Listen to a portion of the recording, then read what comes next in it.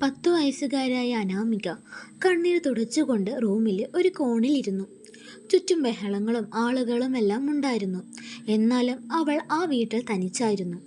അവളുടെ ഉള്ളിലെ സങ്കടങ്ങൾ നീറി പുകയുകയായിരുന്നു ഈ നിമിഷങ്ങളിൽ. അതിൻ്റെ പ്രതിഫലനം അവളുടെ കണ്ണിലൂടെ പെയ്തൊഴുകി. അവളുടെ ഈ സങ്കടത്തിന് അവളുടെ അച്ഛൻ തന്നെയായിരുന്നു കാരണം. ഇന്ന് അവളുടെ അച്ഛൻ്റെ കല്യാണമാണ്. അവളുടെ അമ്മ മരിച്ചതിന് ശേഷം അവൾക്കുള്ള ഏറ്റവും വലിയ ആശ്വാസം അവളുടെ അച്ഛൻ മാത്രമായിരുന്നു. അമ്മയുടെ വിയോഗത്തിലും അവൾ പിടിച്ചു നിന്നത് തൻ്റെ അച്ഛൻ കൂടെയുണ്ട് എന്ന ആത്മവിശ്വാസത്തിലാണ്. എന്നാൽ തൻ്റെ വിശ്വാസം തകരാൻ പോവുകയാണ്. അച്ഛനും തന്നെ വിട്ടുപോകും അമ്മയെപ്പോലെ എന്ന തോന്നൽ ആ കുഞ്ഞു മനസ്സിനെ ഒരുപാട് വിഷമിപ്പിച്ചു. അവൾ ഒരിക്കലും വിചാരിച്ചില്ല അച്ഛൻ മറ്റൊരു വിവാഹം കഴിക്കാൻ തീരുമാനിക്കുമെന്നത്. ഒരിക്കൽ സ്കൂൾ വിട്ടു വരുമ്പോൾ സഹപാഠികളിൽ ഒരാൾ അവളോട് ചോദിച്ചു, നിന്റെ അച്ഛൻ മറ്റൊരു വിവാഹം കഴിക്കാൻ പോവുകയാണോ? എൻ്റെ അമ്മ പറയുന്നത് കേട്ടല്ലോ എന്ന്. ആ വാക്ക് കേട്ടപ്പോൾ അവൾ ശരിക്കും വിശ്വസിച്ചില്ല. കാരണം അവൾക്ക് അവളുടെ അച്ഛനെ വിശ്വാസമായിരുന്നു. അവളുടെ അച്ഛൻ്റെ മനസ്സിൽ തന്നോടും അമ്മയോടുള്ള സ്നേഹം എത്രമാത്രമാണെന്ന് അവൾക്ക് അറിയായിരുന്നു.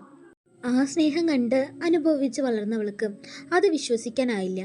സങ്കടവും ദേഷ്യവുമെല്ലാം അവൾക്ക് ഒരുപോലെ വന്നു. അവൾ ആ സഹപാഠിയോട് വഴക്കിട്ടു.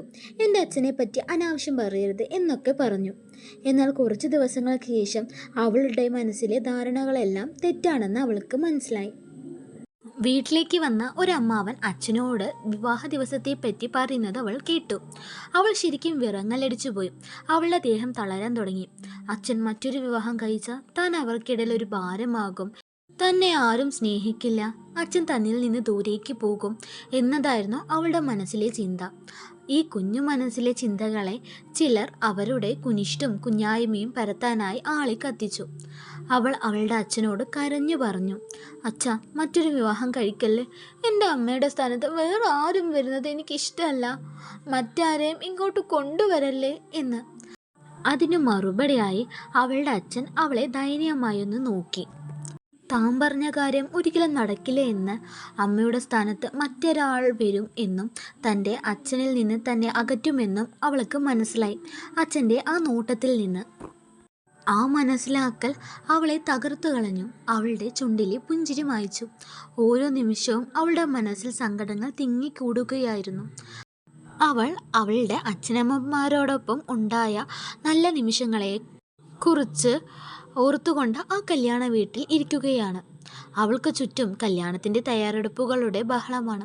പലരും വന്നു പോകുന്നുണ്ട്. പക്ഷെ ആരും അവളെ ശ്രദ്ധിക്കുന്നുണ്ടായിരുന്നില്ല. എന്തിന് തൻ്റെ അച്ഛൻ പോലും. അവളുടെ കണ്ണ് ചുമരിൽ തൂക്കിയിട്ടിരിക്കുന്ന അവളുടെ അമ്മയുടെ ചിത്രത്തിലേക്ക് എത്തി.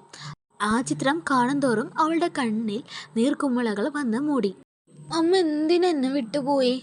അവൾ ആ ചിത്രത്തെ നോക്കി ചോദിച്ചു. പിന്നെയും ഒരുപാട് സമയം കടന്നുപോയി. കല്യാണ വണ്ടി വന്ന് കല്യാണത്തിനായി എല്ലാവരും പുറപ്പെട്ടു.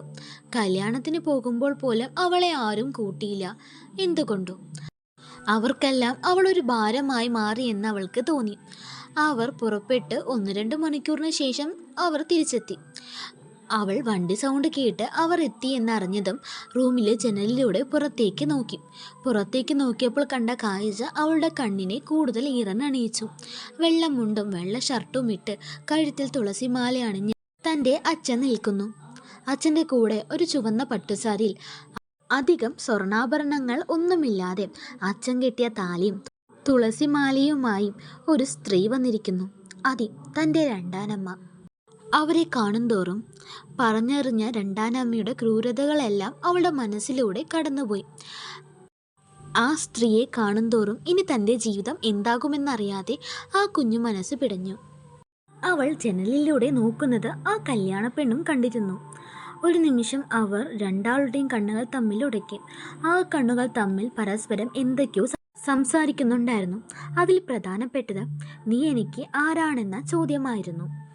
ബാക്കി എന്താവും? അവളെ ആ അമ്മ സ്വീകരിക്കൂ? അല്ല, രണ്ടാനമ്മയുടെ ക്രൂരതകൾ ആ കുഞ്ഞറിയുമോ? ആ പാർട്ട് 2 വേണോ ഗൈസ്? പറയൂട്ടോ വേണമെങ്കിൽ. Thanks for watching.